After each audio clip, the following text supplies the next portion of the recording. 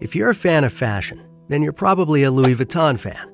From leather goods to cosmetics, perfumes, spirits, luxury hotels, media, and beautiful shoes, you name it, Louis Vuitton has you covered.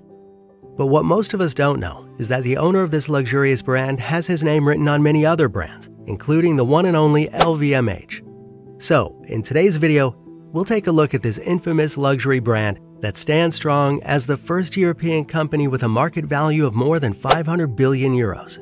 Louis Vuitton, Bulgari, Dior, Fendi, Tiffany & Company, Sephora, and many other big names in the fashion industry. I'm sure you're familiar with at least one of these brands.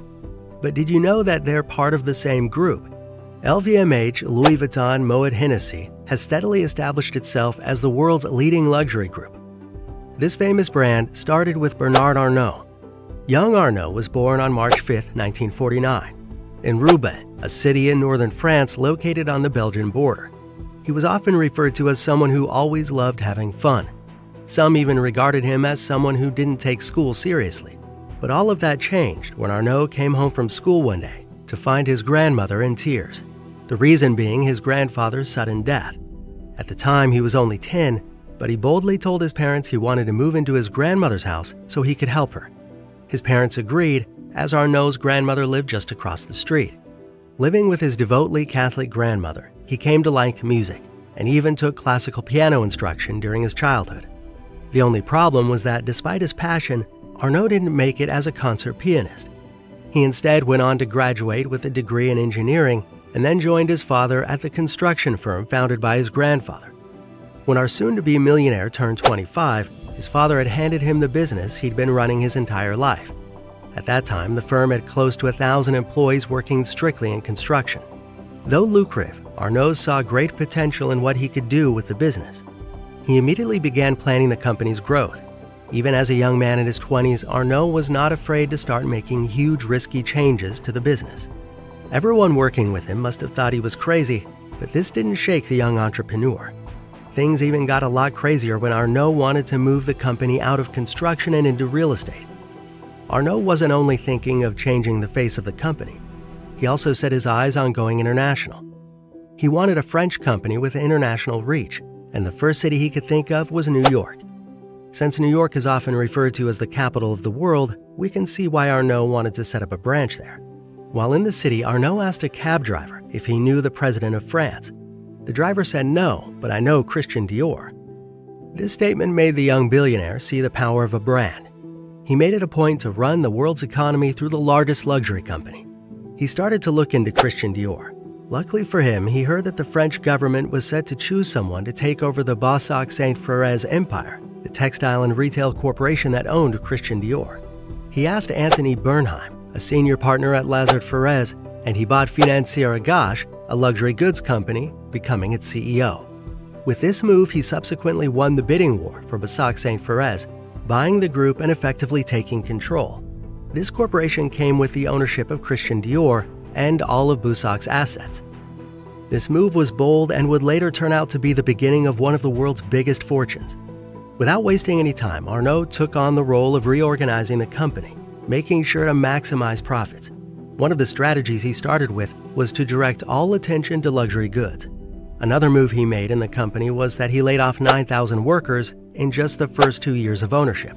This move is what made some of his workers and fans give him the nickname the Terminator. Arnault didn't stop there. He then went on to sell nearly all of the company's assets, keeping only the Christian Dior brand and the Le Bon Marché department store. As you can imagine, this move garnered more critics than fans. They resented his decision, saying it was more American than French. The media later went ahead and dubbed Arnault the wolf in a cashmere coat. All that criticism directed at one guy must have been tough, but despite what they said, Arnault proved himself. By 1987, the company was profitable again. It booked earnings of $112 million on a revenue stream of $1.9 billion. Pretty amazing. In '87, Arnault made a revolutionary move. He worked with Alain Chevalier, the CEO of Moet Hennessy, and Henri Racamil, the president of Louis Vuitton, which together formed the famous LVMH. Forget brand wars. LVMH has started a brand kingdom. By bringing these fashion names together, LVMH set a new gold standard for luxury. Talk about a game changer. And the company didn't stop there. On March 7, 2011, LVMH publicly announced the purchase of the shares of the Italian luxury fashion house Bulgari, founded in 1884, and since then, it's been known for its jewelry. This transaction cost LVMH a whopping $5.2 billion. That's a lot of zeros. But it was worth it, as the company's profits alone right now are worth way more than that. This wasn't the only big name in the luxury business that LVMH had eyes on. In April 2017, the luxury business powerhouse LVMH announced it would gain ownership of Christian Dior, a fashion house known worldwide for its incredible designer wardrobe, having gained prominence on 5 continents.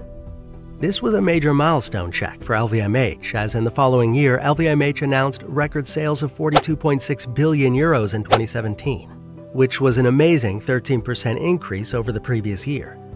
The company was on a roll. Most people can argue that adding Christian Dior to the franchise boosted the sales, but actually that year, all divisions turned in really impressive performances. In the same year, their net profit increased by 29%. Everything was turning out to be revolutionary.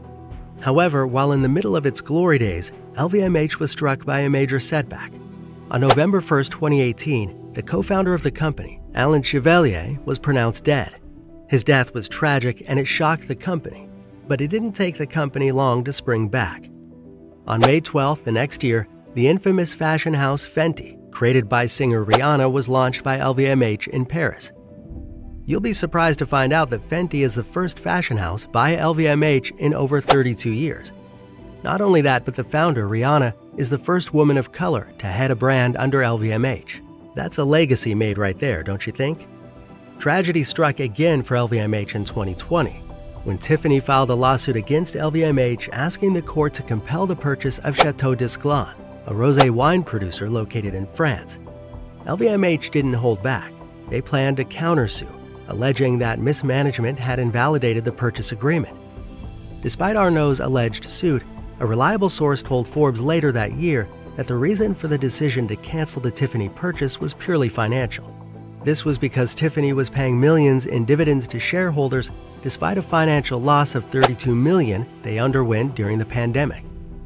However, in October 2020, Tiffany and LVMH agreed to go back to the original plan for transfer. They agreed to a slight 2.6% reduction over the initial price, settling the transaction at a price of nearly $16 billion. All these mergers by LVMH gave it the largest market capitalization of any company in France by the end of 2020. Talk about dominance. Do you think that's crazy? Well, as of December 2020, Arnault's fortune alone was nearly half of that of LVMH, with a personal net worth of $151 billion. Not only that, after the finalization of Tiffany's purchase in January 2021, LVMH became the most valuable company in Europe, with an estimated value of $329 billion. Can you imagine? It's fair to say that Arnault and LVMH in general have rightly earned all the profits they enjoy.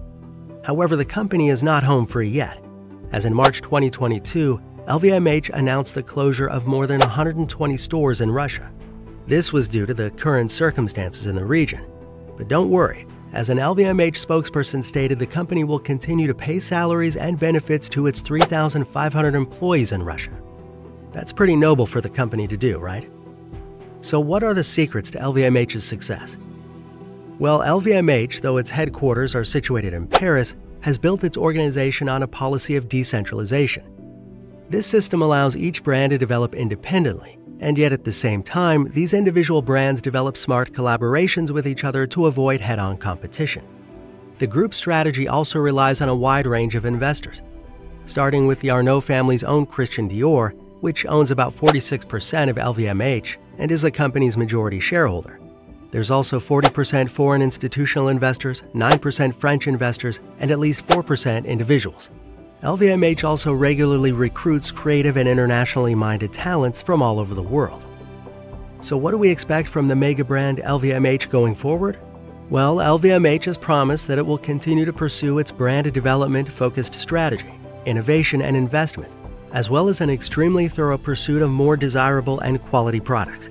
So expect much more from LVMH going forward, because they're going nowhere. Hey, thanks for watching, and don't forget to leave a like, subscribe, and turn on the notification bell. And I'll see you in the next one.